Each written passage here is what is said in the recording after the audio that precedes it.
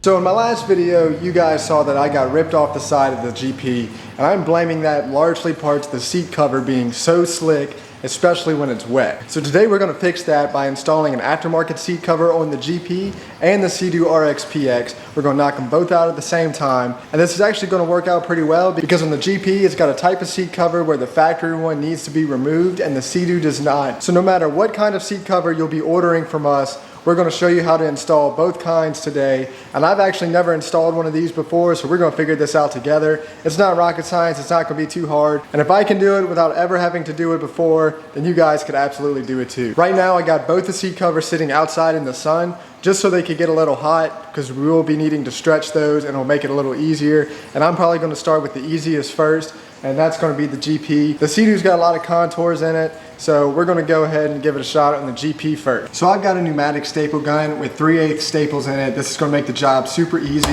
You're going to want to start off by lining the front of the seat cover up in the center, put a few staples there, come over to the front corners, get some staples in there, stretch it over the back, and then start stretching the cover itself around the seat to ensure a perfect fit.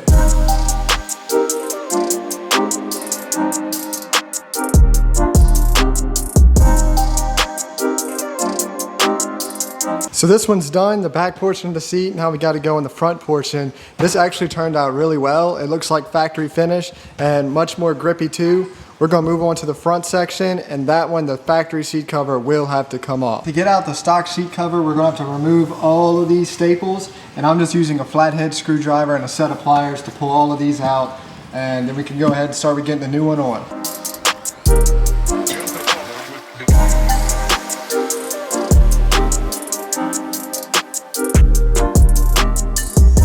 So this is why we need to take the seat cover off the factory GP seat, because they have these little plastic tabs that help hold the bottom of the bolstering in place, and the new seat cover is going to have these as well. So you want to take these off and put the new one in the same slots that these were in to ensure a factory finish when done.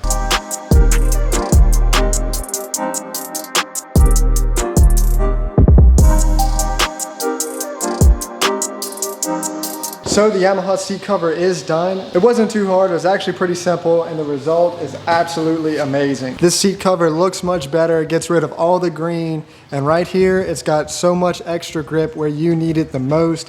This will keep you on the ski as long as you're squeezing your legs real good and tight.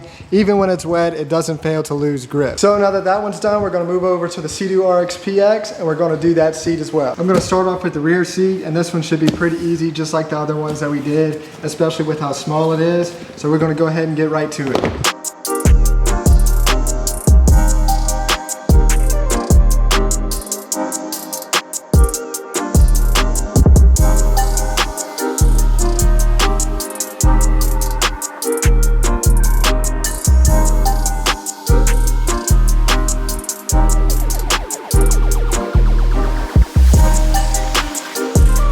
So the RXP seat is done and the Yamaha seat is done.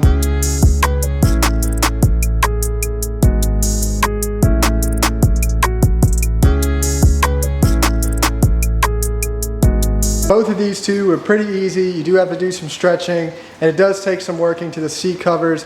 It's a little tedious, but easy enough to do for just about anybody. And we're going to get a lot more grip in these seats to turn at even higher speeds. The Sea-Doo already has a good bit of grip in it because of the ergo-lock design, so it's not totally necessary, but it will help. And on the Yamaha, it's a must-have for any type of aggressive riding. If you're worried about coming off, it's going to provide loads of more grip. So that's going to be it for this video. Please like, comment, subscribe, share with your friends. Thanks for watching, and I'll catch you in the next one.